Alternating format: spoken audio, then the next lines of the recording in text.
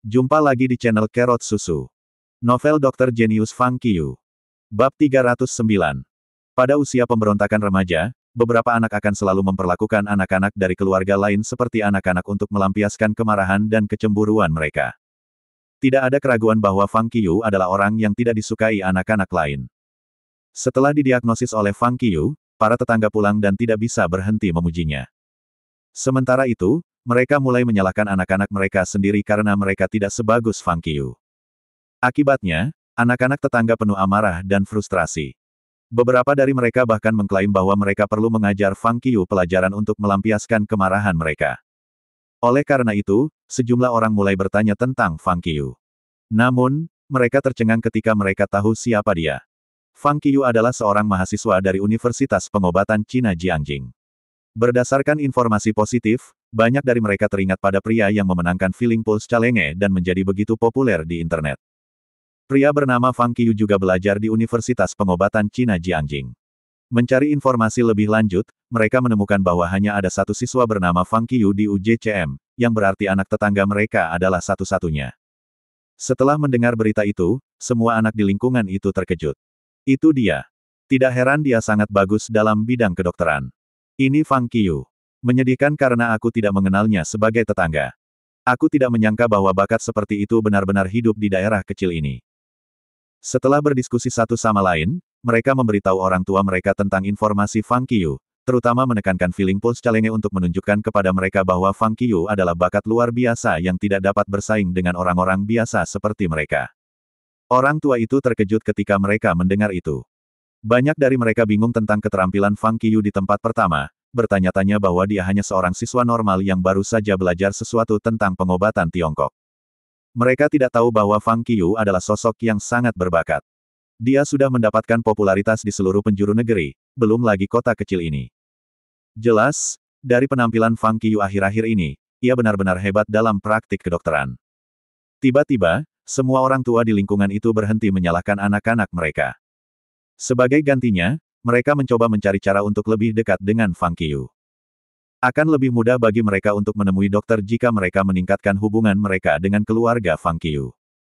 Keesokan harinya, sebelum Fang Qiu bangun dari tempat tidur, beberapa orang sudah datang ke rumahnya dengan sarapan, bersikeras bahwa mereka ingin sarapan dengan Fang Qiu dan orang tuanya. Akibatnya, belasan orang sedang sarapan di rumah Fang Qiu.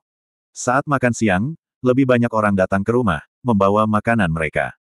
Karena banyak orang di rumah, makanan biasa tiba-tiba berubah menjadi penyebaran besar. Orang-orang yang datang ke rumah tidak hanya membawa makanan di sana, tetapi juga membantu memasak, menunjukkan kekuatan mereka dalam memasak, yang membuat Fang Qiu merasa tidak berdaya. Ibu Fang Qiu juga terdiam. Akan sangat sia-sia jika mereka datang ke rumah mereka setiap hari. Meskipun banyak orang datang, mereka tidak dapat menghabiskan semua makanan yang mereka bawa. Setelah makan, Ibu Fang Qiu membujuk mereka untuk tidak membawa sarapan dan makanan lain ke rumah mereka. Ketika dia berbicara dengan orang-orang itu, lebih banyak tetangga datang ke rumah mereka. Setiap beberapa menit, seseorang datang membawa hadiah di tangan. Mereka mengirim berbagai macam hadiah, termasuk buah-buahan, minuman, produk kesehatan, masker wajah, kosmetik, bahkan pakaian, anting-anting dan sebagainya. Ibu Fang Qiu harus bangun dari kursi terus-menerus untuk menyambut para tamu. Dia terus menolak hadiah mereka, tetapi para tamu tidak membiarkannya. Mereka hanya mendorong hadiah ke tangannya. Di bawah keadaan ini, senyum Ibu Fang Qiu membeku di bibirnya. Tentu saja, dia tidak tersenyum karena dia bahagia. Sebenarnya, dia tidak berdaya dan hanya bisa memaksakan senyum kepada para tamu. Dia pikir itu semua salahnya. Semua ini tidak akan terjadi jika dia tidak terus-menerus membual tentang putranya kepada para tetangga. Selama 10 hari berikutnya, Fang Qiu secara teratur memberikan akupuntur kepada anak itu setiap hari. Setelah setiap perawatan akupuntur, penyakit anak akan jauh lebih baik. 10 hari kemudian, perawatan lengkap selesai. Di bawah perawatan Fang Qiu, anak yang sakit parah dan telah berbaring di tempat tidur selama 1 tahun akhirnya bisa berjalan. Dia benar-benar sembuh. Begitu berita itu menyebar, itu menyebabkan kegemparan di seluruh kota. Kabupaten Lingxi bukanlah tempat yang besar. Semua orang sudah lama tinggal di sini, jadi mereka tahu hampir semua orang tinggal di lingkungan mereka. Karena itu, berita tentang wanita itu dan anaknya telah tersebar di seluruh wilayah. Semua orang berpikir apa yang terjadi pada anak itu dan ibunya sangat tragis. Yang mengejutkan semua orang, anak yang tampaknya tidak dapat disembuhkan sebenarnya diselamatkan oleh Fang Qiu. Itu mengejutkan semua orang. Sementara itu, keterampilan medis Fang Qiu menjadi topik pembicaraan orang. Ketika Fang Qiu menjadi terkenal di daerah ini, semakin banyak orang datang ke rumah Fang Qiu untuk memintanya merawat mereka. Bahkan orang-orang yang tinggal beberapa blok jauhnya di kota-kota dan desa-desa lain secara khusus datang untuk mencari perawatan medis dari Fang Qiu. Tiba-tiba, rumah Fang Qiu dipenuhi dengan banyak orang. Siapapun yang tidak tahu fakta itu akan mengetahui bahwa itu adalah rumah sakit baru di county. Terlebih lagi, terlepas dari pasien yang datang ke rumah, beberapa orang bahkan membayar sejumlah besar uang untuk mengundang Fang Qiu pergi ke rumah mereka untuk diagnosa. Namun, Fang Qiu tidak punya waktu luang. Dia memperlakukan setiap pasien dengan sama. Sukacita dan kepuasan menyelamatkan orang akan selalu membanjiri godaan uang. Fang Qiu telah menjenguk pasien di rumah selama beberapa hari berikutnya. Dalam hal terus-menerus menawarkan perawatan medis, keterampilan medisnya juga meningkat. Banyak pasien datang ke Fang Qiu dari waktu ke waktu dan mengatakan kepadanya bagaimana perasaan mereka setelah minum obat yang diresepkan Fang Qiu kepada mereka, yang dapat membuatnya tahu apakah ia membuat resep yang tepat. Jika obat itu cocok untuk pasien, ia akan merenungkan apakah ia perlu melakukan beberapa perubahan untuk membuatnya lebih baik. Jika pasien tidak sembuh setelah minum obat, ia akan menemukan cara lain untuk membantu mereka. Itu seperti pelatihan ekstra untuk Fang Qiu. Dia merasa bahwa peningkatan yang dia dapatkan dari pengalaman ini lebih baik daripada apa yang dia dapatkan di kota Qimen. Secara bertahap, Fang Qiu terbiasa merawat pasien setiap hari setelah dia bangun. Dia tidak berhenti sampai hari tahun baru. Keluarganya hanya bisa mencoba yang terbaik untuk meluangkan waktu untuk berbelanja di festival musim semi. Pada malam tahun baru, salju mulai turun, yang membuat orang-orang di seluruh wilayah senang. Seperti kata pepatah, salju tepat waktu menjanjikan panen yang baik. Di malam hari, Fang Qiu akhirnya sempat beristirahat. Setelah mandi air panas, ia menikmati makan malam reuni dengan orang tuanya sambil menonton festival musim semi gala bersama. Pukul 12 siang, dengan hitungan mundur dari festival musim semi gala, Fang Qiu berdiri di ambang pintu menyalakan petasan tepat waktu. Peter derai. Mendengar suara petasan yang menggiring mengusir hal-hal jahat, seluruh keluarga tertawa dengan gembira. Kemudian, orang tua Fang Qiu terus menonton televisi. Fang Qiu kembali ke kamarnya dan mulai mengirim SMS ke orang-orang yang dikenalnya di WeChat. Setiap pesan berkat yang dia kirim berbeda. Alih-alih menggunakan pesan yang sama, Fang Qiu berpikir mengirim pesan berkat yang berbeda kepada orang-orang dapat menunjukkan rasa hormatnya dan betapa berartinya orang itu baginya. Ketika dia selesai, Fang Qiu segera menelepon Jiang Miaoyu. Selamat tahun baru. Begitu dia melewati, berkat Jiang Miaoyu terdengar. Selamat tahun baru. Fang Qiu bertanya sambil tersenyum, apakah kamu sudah selesai makan malam? Ya, dan sekarang aku berbaring di tempat tidur, jawab Jiang Miaoyu. Tidur setelah makan. Fang Qiu menyeringai dan menggodanya, itu terdengar seperti binatang. Kamu binatang? Jiang Miaoyu segera membantah, saya seorang dokter pengobatan Tiongkok. Haha, apakah salju turun di sana? Tanya Fang Qiu. Ya, tapi tidak berat. Jiang Miaoyu tiba-tiba memutar matanya dan memikirkan sesuatu. Ada yang datang mengunjungimu hari ini? Tidak. Fang Qiu menggelengkan kepalanya. Kalau begitu kamu sudah selesai, kata Jiang Miaoyu, sebaiknya kau lari bersembunyi di hari tahun baru. Kenapa? Tanya Fang Qiu. Kamu bodoh. Jiang Miaoyu berkata, kamu sangat terkenal di daerahmu sekarang.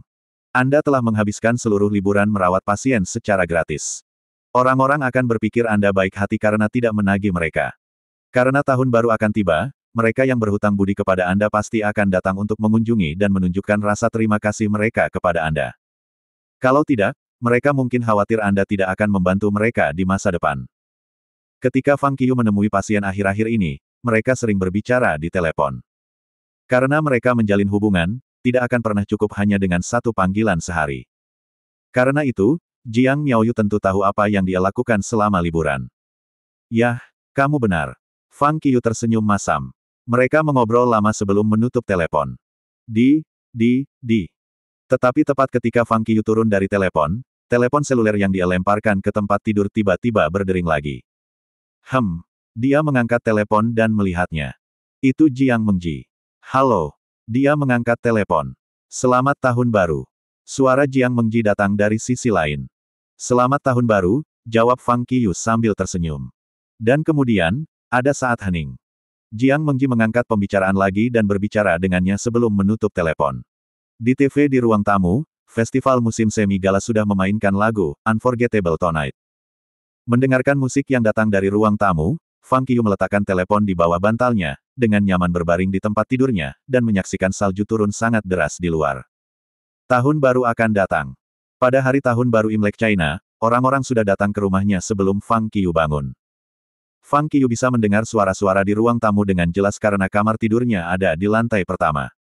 Dia hendak menyapa para tamu, hanya untuk menemukan bahwa semakin banyak orang datang untuk mengunjungi dan segera ruang tamu penuh dengan orang.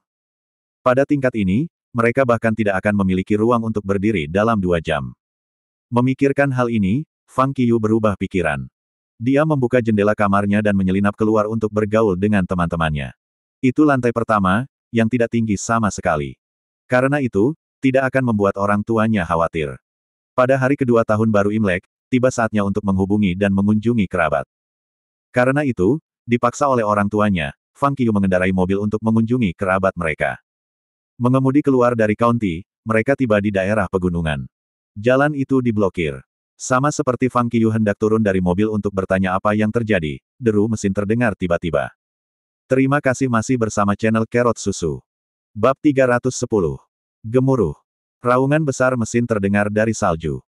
Melihat dari kejauhan, ada lebih dari selusin polisi lalu lintas yang mengendarai sepeda motor melaju ke arah mereka, tidak takut jatuh ke tanah. Keluar dari sini, kalian semua, berbalik, lari. Polisi lalu lintas berteriak mendesak. Mendengar itu, kerumunan tertegun. Lari. Kenapa kita harus lari? Semua orang bingung. Tidak ada gunung atau sungai di kedua sisi jalan, jadi tidak mungkin terjadi tanah longsor atau banjir, belum lagi longsoran salju. Ada gunung kecil di sebelah mereka. Tapi itu bukan longsoran salju. Sama seperti semua orang ragu, polisi lalu lintas yang mengendarai sepeda motor akhirnya berhenti di penghalang jalan yang telah ditempatkan untuk memblokir jalan. Berbalik dan keluar dari sini. Begitu dia keluar dari mobil, seorang polisi lalu lintas segera berteriak kepada kerumunan yang dihentikan oleh penghalang jalan. Dia berteriak dengan nada cemas dan tampak ketakutan. Kenapa kita harus berbalik? Apa yang terjadi di sana? Ya, kita masih perlu membawa salam tahun baru ke kerabat kita. Mengapa memblokir jalan? Apa yang sedang terjadi? Aku pikir tidak ada yang salah. Itu hanya salju. Jalanan tidak licin sama sekali.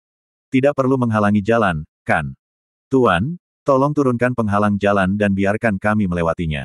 Karena ini liburan tahun baru, kami akan sangat berhati-hati. Jalanannya cukup datar. Kami tidak akan membuat masalah bagi Anda. Para pengemudi turun dari mobil mereka untuk bernegosiasi dengan polisi lalu lintas. Berhenti. Sambil mendengar apa yang mereka katakan, polisi itu langsung menjadi cemas dan berteriak keras, ini bukan tentang membuat kita kesulitan. Ada bahaya di depan. Kami baru saja mendapat telepon yang mengatakan bahwa ada binatang buas di jalan. Kami baru saja pergi ke tempat itu beberapa waktu yang lalu dan menemukan bahwa binatang itu cukup besar dan telah melukai banyak orang. Sekarang polisi bersenjata dan petugas pemadam kebakaran datang. Jalan sekarang disegel. Tidak ada yang bisa melewatinya. Apakah kamu mengerti?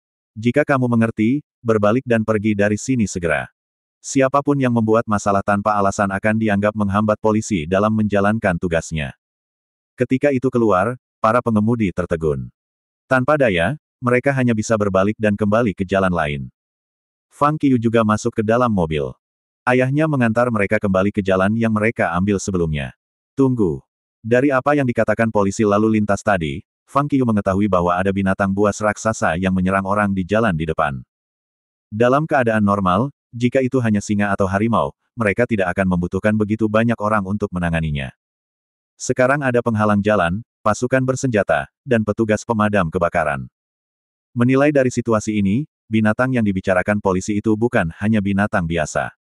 Mungkin yang ini sama dengan katak raksasa. Jika itu adalah monster seperti itu, bahkan jika polisi bersenjata datang, tidak akan mudah bagi mereka untuk menjatuhkan monster itu. Mereka bahkan bisa terbunuh. Memikirkan ini, Fang Qiu tidak bisa hanya berdiri saja. Tetapi mengapa binatang seperti ini muncul di tempat seperti ini? Bukankah semua binatang buas ini seharusnya bersembunyi di antah berantah dan nyaris tidak muncul? Pasti ada yang salah dengan ini. Ada apa? Menepi mobil, ayah Fang Qiu bertanya. Tidak ada, saya hanya khawatir. Fang Qiu berseri-seri. Kamu dan ibu pulang dulu, aku harus melihatnya. Apa? Fang Qiu berusaha keluar dari mobil tetapi segera dihentikan oleh ibunya. Tidakkah kamu melihat tampang polisi lalu lintas itu? Binatang itu telah melukai banyak orang. Jangan konyol, nak. Hal itu akan memakan orang. Ibu Fang Qiu mencoba untuk mengeluarkannya. Kemudian dia mendesak ayahnya untuk pergi. Namun, saat ayahnya hendak menyalakan mobil, Fang Qiu tiba-tiba berteriak dan segera menutupi perutnya. Saya diare. Perut saya sakit. Saya ingin keluar dari mobil. Sementara ibunya terganggu, Fang Qiu membuka pintu mobil dan melompat keluar. Kembalilah ke sini, Fang Qiu. Teriak ibunya. Fang Qiu tidak akan mendengarkannya. Namun, baik Fang Qiu dan ayahnya tidak mendengar apa yang dikatakannya. Ayahnya benar-benar terpana dengan apa yang dilihatnya. Dia bisa melihat dengan jelas ketika Fang Qiu membuka pintu mobil dan melompat keluar dari mobil, sesosok besar tiba-tiba bergegas ke mereka dan berhenti di tengah jalan. Ah! Saat melihat binatang besar itu, ibu Fang Qiu segera ketakutan dan berteriak. Fang Qiu, masuk ke mobil. Masuk ke mobil sekarang. Ibunya terus-menerus berteriak kepadanya. Tapi Fang Qiu tidak menjawab.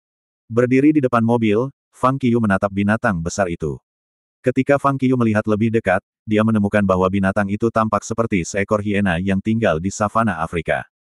Itu besar, yang panjangnya sekitar 3 meter dan tinggi 2 meter, jauh lebih tinggi dari Fang Qiu. Hiena memiliki bintik-bintik di tubuhnya. Bulunya sedikit mirip macan tutul, sementara kepalanya tampak seperti rubah atau anjing. Dengan telinganya yang berdiri tegak, ia membuka mulutnya yang mengeluarkan air liur, memperlihatkan gading yang tajam. Tampaknya marah dengan mata merah itu. Itu terlihat sangat menakutkan. Hol!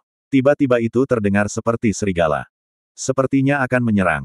Mempersempit matanya, Fang Qiu tidak punya waktu untuk mengkhawatirkan hal lain. Dia menyalurkan kekuatannya untuk menakuti hiena, berteriak keras, pergi. Wuhu! Hiena itu berjongkok di tanah, berteriak dengan marah dan menatap Fang Qiu.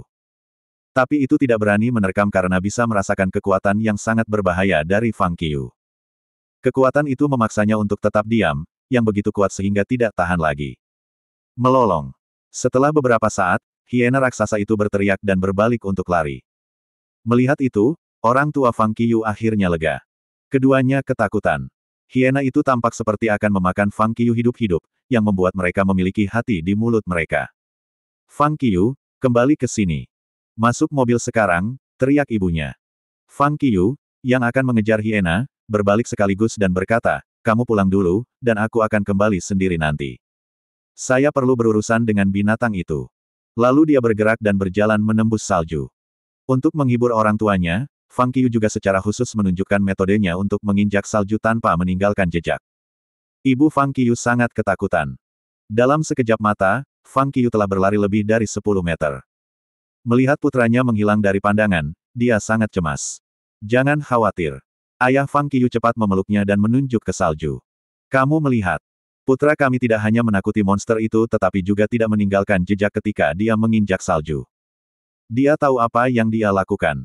Dia akan baik-baik saja. Mendengar itu, ibu Fang Qiu melihat salju dan menemukan bahwa tidak ada jejak sama sekali. Mereka tercengang. Putra mereka dapat menginjak salju tanpa meninggalkan jejak. Apakah dia tahu cara menggunakan kingkung? Bagaimana dia tahu itu? Mereka pikir dia sedang belajar pengobatan Tiongkok. Apakah itu masih putra mereka? Fang Qiu terus mengejar dan mengikuti di belakang hiena, berlari jauh ke dalam hutan. Hiena menemukan bahwa Fang Qiu mengejarnya. Kadang-kadang berhenti melolong di Fang Qiu dan kemudian terus berlari di hutan yang dalam. Sayangnya, itu masih terlalu lambat untuk Fang Qiu. Namun, bukannya menangkap hiena, dia memilih untuk terus mengikutinya sehingga dia bisa melihat sarangnya. Dia tahu bahwa sebagian besar hiena hidup sendirian, tetapi mereka berburu dalam kelompok. Jika ada hiena lain di luar sana, akan lebih baik untuk menyelesaikannya sekali untuk semua, atau lebih banyak orang akan terluka olehnya. Hiena telah melewati begitu banyak gunung. Itu berlari sampai ke puncak gunung sebelum berhenti. Hol, hiena itu berbalik menghadap Fang Qiu dan tidak mengambil langkah mundur, menatap Fang Qiu dengan marah. Tidak ada hiena lain. Setelah memastikan tidak ada hiena lain di sekitarnya, Fang Qiu mengepalkan tinjunya dan bergegas menuju hiena raksasa. Baik. Saya dapat mengambil kesempatan ini untuk menguji kekuatan saya dari martial superior tingkat 1 setelah saya mengembangkan kembali meridian saya. Hiena itu tampak geram.